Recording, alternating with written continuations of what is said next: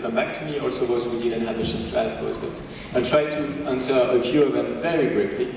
You were discussing like how do we increase the awareness for Rio+20 and how UNEP should do it. And what I can tell you is that I have no idea how they could do it better. And I can't really force them to do it better. But what I can invite you on, what I want to do with you, is that once we go after TUNZA conference, someone also asked what we can do afterwards. We can tell like hundreds of people. If each of us tell in our schools, in our universities, in our family, and we explain why Rio+20 is so important, we can get thousands of more people learning about it. We are 1,400 people here. Imagine the numbers of people we can reach. And when they will all speak to their friends, it's again 1,000 people more. So that's something you can really do. Like, don't expect the governments always to work for you.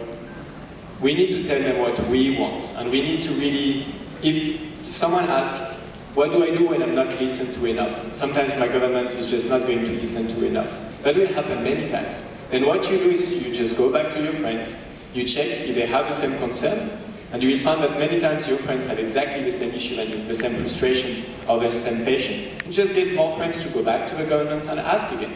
And that's what we need to do for Rio+20.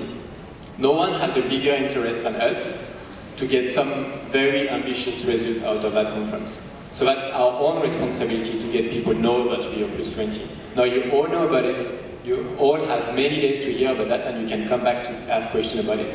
So now it's also your or our responsibility to make sure that like literally thousands of people know about it after that conference. And lastly, someone asked about deforestation and urbanization.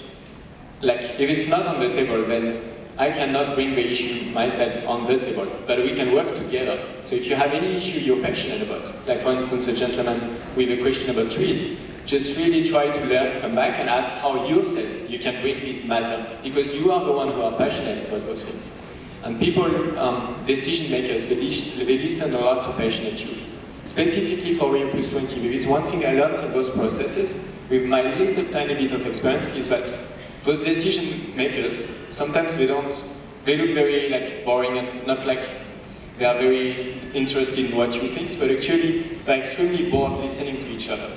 And there is one thing that makes their day a fantastic day, is having this 5 minutes discussion with a passionate youth, a young person that is, you know, ready to fight and to cry or like to put all his or her passion out for one particular issue. This can really change the day of the decision makers. Because they're speaking all day long with the same people, having the same type of shirt and exactly the same color of shoes, and you are the one that brings a little bit of creativity, a little bit of dream into their day. And just use that. Be blunt, bring your issues, bring your passion to them. And that's how we can get the tree question in Rio. If you want to get it, just go yourself. We can help you do that, but go yourself. No one else will do it better than you, if you have the passion to speak here. The last tiny things, someone asked about concrete solutions. I won't go into details now, but we have more workshops. So probably if you look in the program, I'm sure room S at 3:30, I'm not doing too much advertisement, but probably you can find some solutions. But please, if you have a passionate topic, bring it to yourself. No one will do it better than you. Thank you.